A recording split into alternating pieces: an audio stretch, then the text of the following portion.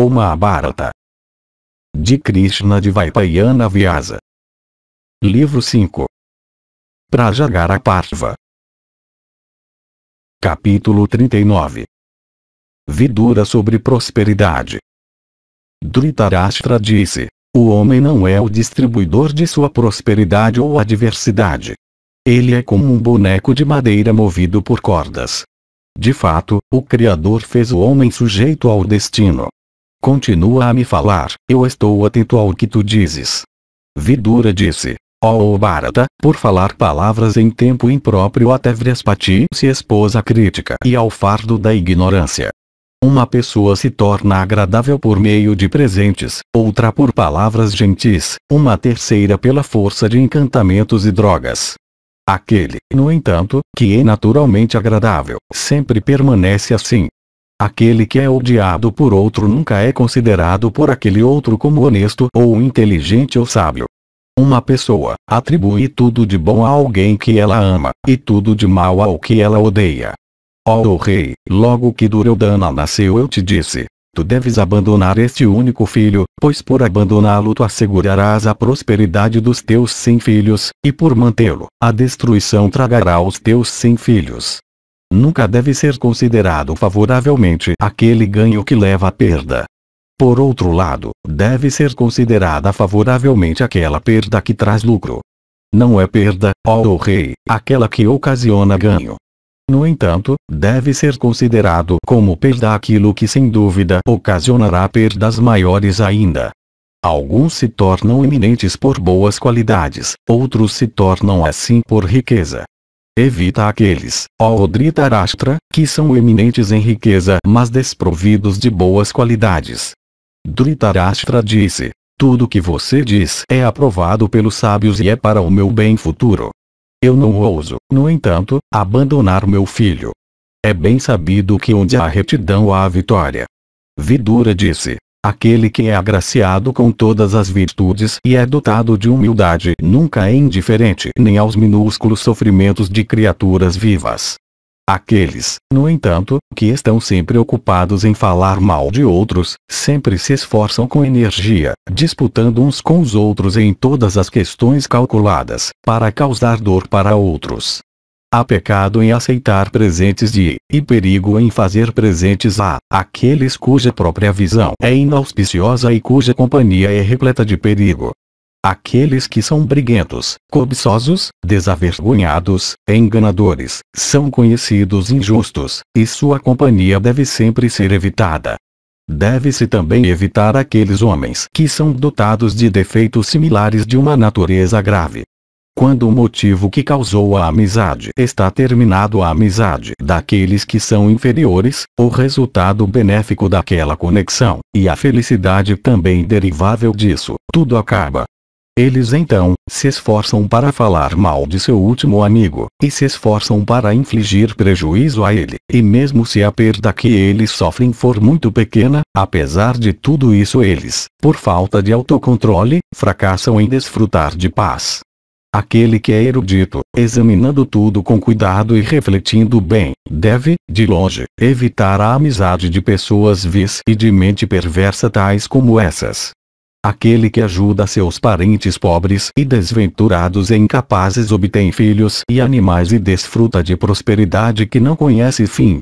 Aqueles que desejam o seu próprio bem, devem sempre auxiliar seus parentes. Por todos os meios, portanto, ó rei, busca o crescimento da tua família. A prosperidade será tua, ó monarca, se tu te comportares bem para com todos os teus parentes. Até parentes que são desprovidos de boas qualidades devem ser protegidos. Ó touro da raça Bharata, quanto mais, portanto, devem ser protegidos aqueles que são dotados de todas as virtudes e estão humildemente expectantes dos teus favores.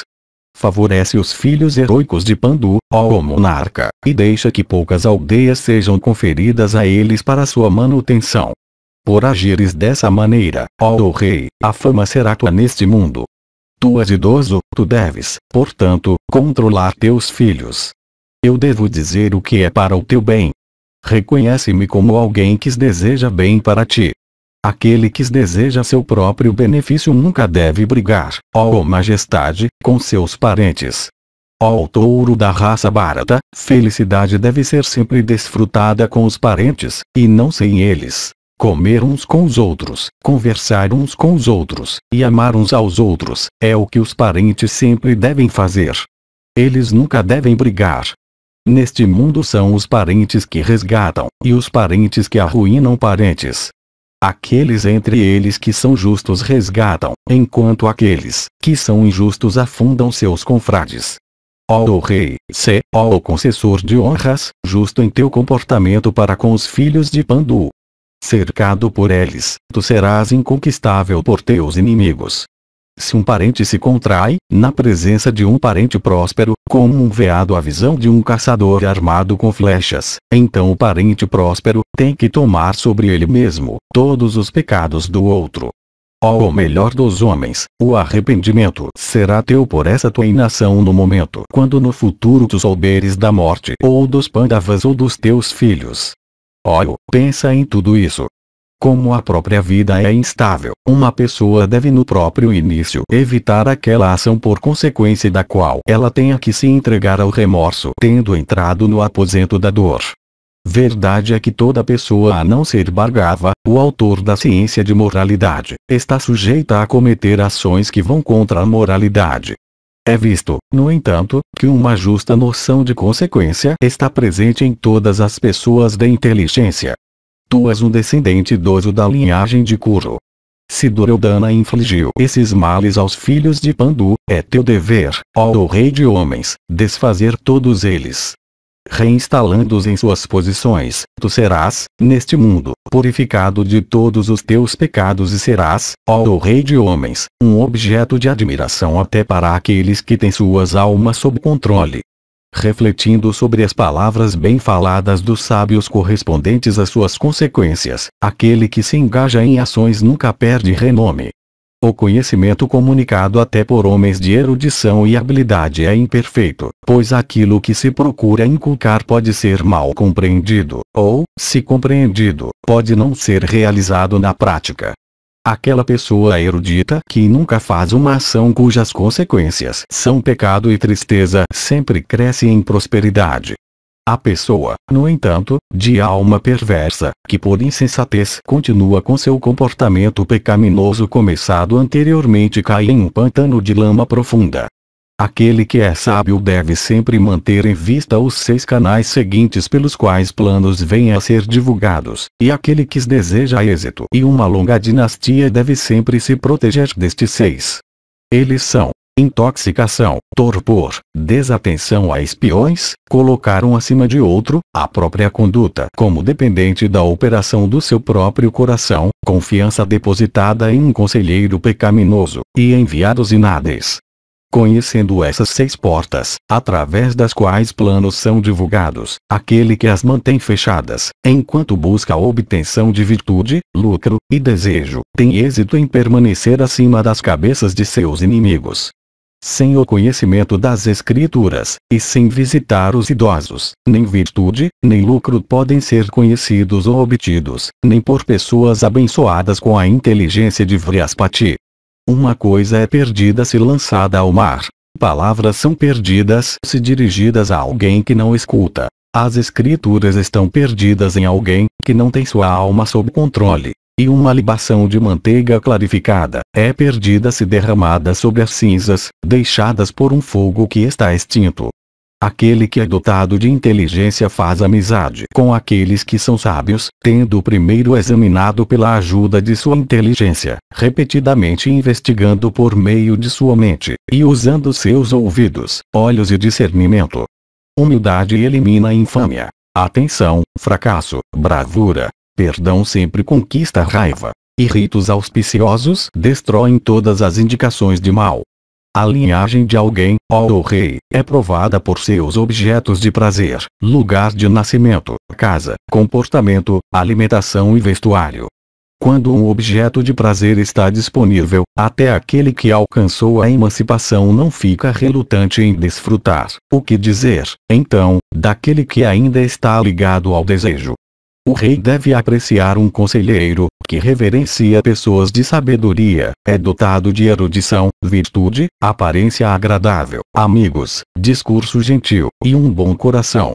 Seja de nascimento inferior ou superior, aquele que não viola as regras de relacionamento educado, que tem um olhar vigilante sobre a virtude, que é dotado de humildade e modéstia, é superior a 100 pessoas de nascimento nobre. Nunca esfria a amizade daquelas pessoas cujos corações, buscas secretas, e prazeres e conhecimentos se harmonizam em todos os aspectos. Aquele que é inteligente deve evitar uma pessoa ignorante de alma pecaminosa, como uma cova cuja boca está coberta com grama, pois a amizade com tal pessoa nunca pode durar. O homem de sabedoria nunca deve contrair amizade com aqueles que são orgulhosos, ignorantes, violentos, irrefletidos e que abandonaram a retidão.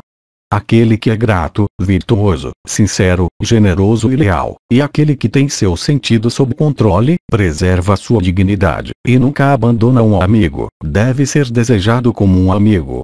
O afastamento dos sentidos de seus respectivos objetos é equivalente à própria morte. Sua excessiva indulgência, além disso, arruinaria os próprios deuses. Humildade, amor por todas as criaturas, perdão, e respeito por amigos, esses, os eruditos dizem, encumpriram a vida.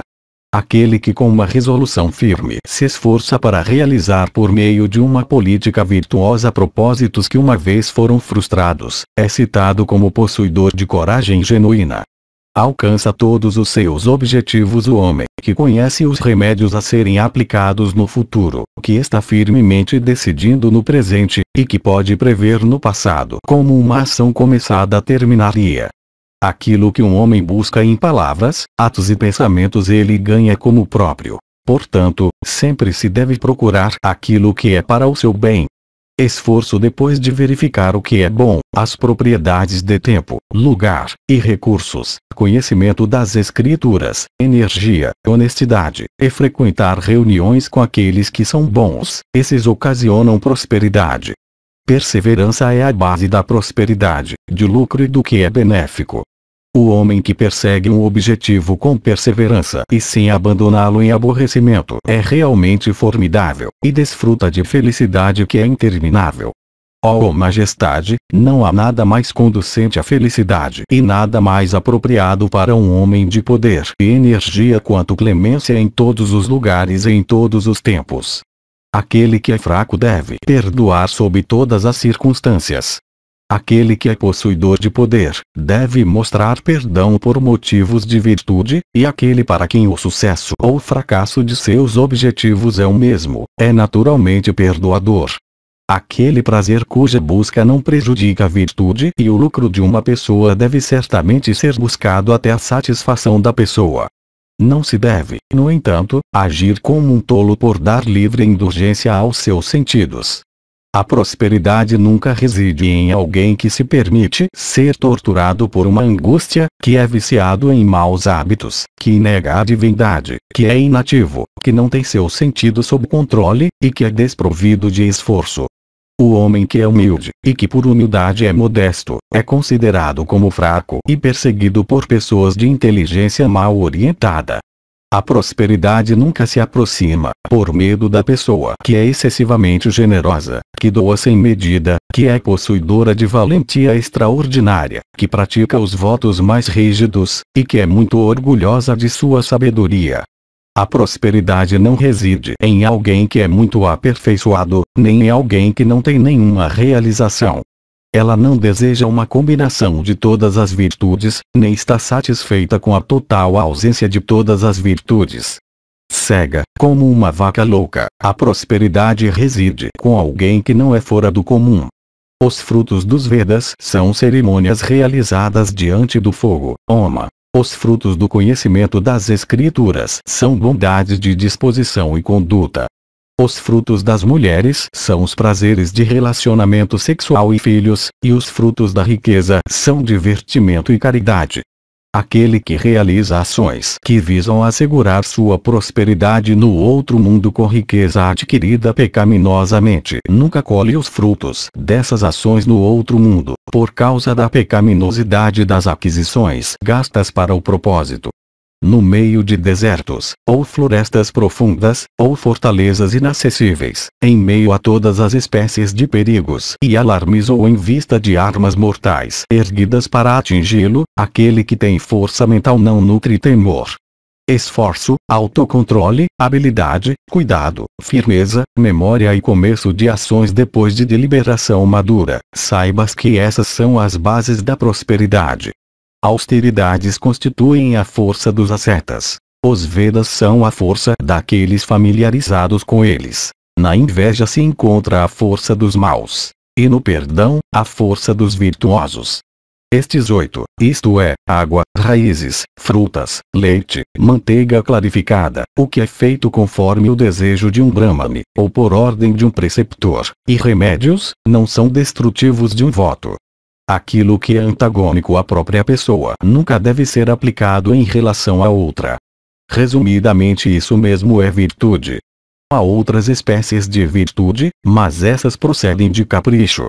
Raiva deve ser conquistada por perdão, e o mal deve ser conquistado por meio de honestidade. O avaro deve ser conquistado por generosidade, e a mentira deve ser conquistada pela verdade. Não se deve colocar confiança em uma mulher, um vigarista, uma pessoa ociosa, um covarde, alguém que é violento, alguém que conta a vantagem do seu próprio poder, um ladrão, uma pessoa ingrata, e um ateu. Realizações, período de vida, fama e poder, esses 4 sempre se expandem. No caso daquele que saúda respeitosamente seus superiores e serve aos idosos.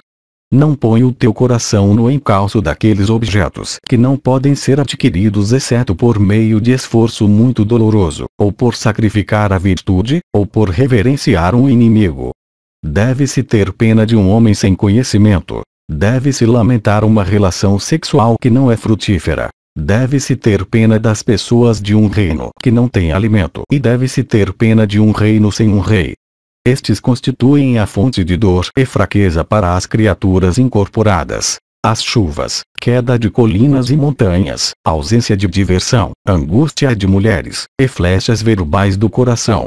A escória dos Vedas é falta de estudo. De Brahmanes, ausência de votos. Da terra, os Valikas. Do homem, a falsidade. Da mulher casta, a curiosidade. Das mulheres, exílio de casa.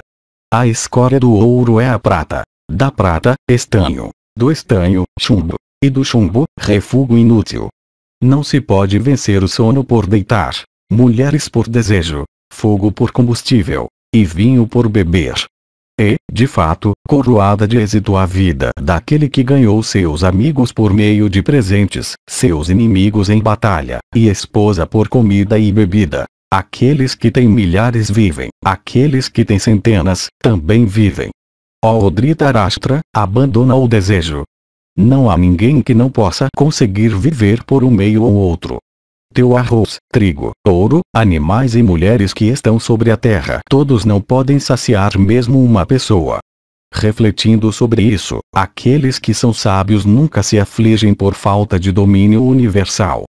Ó rei, eu te falo novamente, adota um comportamento igual para com os teus filhos, isto é, em relação aos filhos de Pandu e aos teus próprios filhos. Capítulo 40. Mais avisos. Dhritarashtra diz que o destino é o responsável.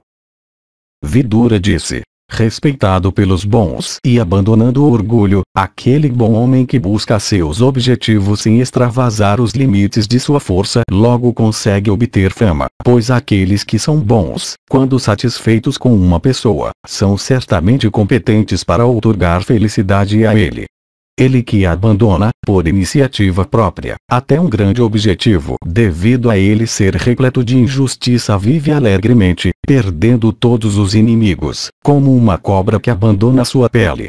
Uma vitória obtida por meio de uma mentira, conduta fraudulenta em relação ao rei, insinceridade de intenções expressadas diante do preceptor. Esses 3 são cada um igual ao pecado de matar um brahmane. inveja excessiva, morte e jactância são as causas da destruição da prosperidade. Descuido em servir ao preceptor, pressa e ostentação são os 3 inimigos do conhecimento. Preguiça, desatenção, confusão do intelecto, inquietude, reunião para matar tempo, arrogância, orgulho e cobiça, esses 7 constituem, é dito, as falhas dos estudantes na busca de conhecimento. Como aqueles que desejam prazer podem ter conhecimento? Estudantes, além disso, engajados na busca de erudição, não podem ter prazer. Devotos do prazer devem desistir do conhecimento, e devotos do conhecimento devem desistir do prazer. O fogo nunca é satisfeito com combustível, mas pode consumir qualquer quantidade dele. O grande oceano nunca está satisfeito com os rios que recebe, mas pode receber qualquer número deles. A morte nunca está satisfeita nem com todas as criaturas vivas. Uma bela mulher nunca está satisfeita com qualquer número de homens que ela possa ter. Ó rei, expectativa mata paciência, e ama mata crescimento, raiva mata prosperidade, avareza mata fama, ausência de cuidado mata gado, um brahmane zangado destrói um reino inteiro. Que cabras, cobre, prata, mel, antídotos contra venenos, aves, brahmanes versados nos Vedas, parentes idosos, e homens de nascimento nobre afundados em pobreza estejam sempre presentes em tua casa. Ó Bharata, manos disse que cabras, touros, sândalo, liras, espelhos, mel, manteiga clarificada, ferro, cobre, conchas, salagram, a imagem de pedra de Vishnu com ouro dentro, e Goroshana devem sempre ser mantidos em uma casa para o culto dos deuses, brahmanes e convidados, pois todos esses objetos são auspiciosos. Ó Majestade, eu comunicarei para ti outra lição sagrada produtiva de grandes resultados, e que é o mais elevado de todos os ensinamentos, isto é, que a virtude nunca deve ser abandonada por desejo, medo ou tentação, não só isso, nem pela própria vida. A virtude é eterna, prazer e dor são transitórios. A vida é, de fato, eterna, mas suas fases específicas são transitórias. Abandonando aqueles que são transitórios, dirige-te àquilo que é eterno, e que o contentamento seja teu, pois o contentamento é a maior de todas as aquisições. Vê, reis ilustres e poderosos, tendo governado terras cheias de riquezas e grãos, se tornaram as vítimas do destruidor universal, deixando para trás seus reinos e vastas fontes de prazer. O filho criado com cuidado ansioso, quando morto, é erguido e carregado para longe por homens para a área de queima. Com o cabelo despenteado e chorando lastimavelmente, eles então lançam o corpo na pira mortuária, como se ele fosse um pedaço de madeira. Outros desfrutam da riqueza do falecido, enquanto aves e fogo se banqueteiam com os elementos do corpo dele. Com 2 somente ele vai para o outro mundo, isto é, seus méritos e seus pecados, que lhe fazem companhia. Jogando fora o corpo, ó Majestade, parentes, amigos e filhos refazem os seus passos, como aves abandonando árvores sem flores e frutos. A pessoa lançada na pira mortuária é seguida só pelas suas próprias ações. Portanto, os homens devem ganhar cuidadosamente e gradualmente o mérito da virtude. No mundo acima deste, e também naquele abaixo deste, há regiões de grande tristeza e escuridão. Saibas, ó rei, que essas são regiões onde os sentidos dos homens são extremamente atormentados. Ó, não deixes que nenhum desses lugares seja teu. Ouvindo essas palavras cuidadosamente, se tu puderes agir de acordo com elas, tu obterás grande renome, neste mundo de homens, e o temor não será teu, nem aqui nem futuramente. Ó Bharata, a alma é citada como um rio. Mérito religioso constitui seus banhos sagrados. Verdade, sua água. Autocontrole, suas margens. Bondade, suas ondas. Aquele que é justo se purifica por meio de um banho nele, pois a alma é sagrada, e a ausência de desejo é o maior mérito. Ó rei, a vida é um rio cujas águas são os 5 sentidos, e cujos crocodilos e tubarões são desejo e raiva. Fazendo do autocontrole a tua balsa, cruza seus redemoinhos que são representados por repetidos nascimentos. respeitando e gratificando amigos que são eminentes em sabedoria, virtude, erudição e idade. Aquele que pede seu conselho sobre o que ele deve ou não deve fazer nunca é enganado. Uma pessoa deve reprimir sua luxúria e estômago por meio de paciência, suas mãos e pés por meio dos olhos, seus olhos e ouvidos por meio da mente, e sua mente e palavras por meio de suas ações. Aquele Brahmane que nunca deixa de realizar suas abluções, que sempre usa seu fio sagrado, que sempre presta atenção ao estudo dos Vedas, que sempre evita alimento que é impuro, que diz a verdade e realiza ações em honra de seu preceptor, nunca cai da região de Brahma. Tendo estudado os Vedas, despejado libações no fogo, realizado sacrifícios, protegido súditos, santificado sua alma por sacar armas para proteger vacas e brahmanes, e morrido no campo de batalha, o kshatriya alcança o céu. Tendo estudado os Vedas, e distribuído em tempo apropriado sua riqueza entre brahmanes, kshatriyas, e seus próprios dependentes, e inalado a fumaça santificada dos 3 tipos de fogos, o Vaisya desfruta de felicidade divina no outro mundo. Tendo devidamente adorado brahmanes, kshatriyas e vaisyas na devida ordem, e tendo queimado seus pecados por gratificá-los, e então abandonando pacificamente seu corpo, o Sudra desfruta da felicidade do céu. Os deveres das 4 classes foram assim mostrados diante de ti. Ouve agora a razão do meu discurso, porque eu o pronuncio. Yudhishthira, o filho de Pandu, está abandonando os deveres da ordem kshatriya. Coloca-o, portanto, ó rei, em uma posição para cumprir os deveres dos reis. Dhritarashtra disse: é assim mesmo como tu sempre me ensinas. Ó amável, o meu coração também se inclina a esse mesmo caminho do qual tu me falaste. Embora, no entanto, eu me incline em minha mente em direção aos Pandavas, assim como tu me instruíste a fazer, logo que eu entro em contato com Duryodhana, isso se desvia para um caminho diferente. Nenhuma criatura é capaz de impedir o destino. De fato, o destino, eu penso, indubitavelmente segue seu rumo. O esforço individual é inútil.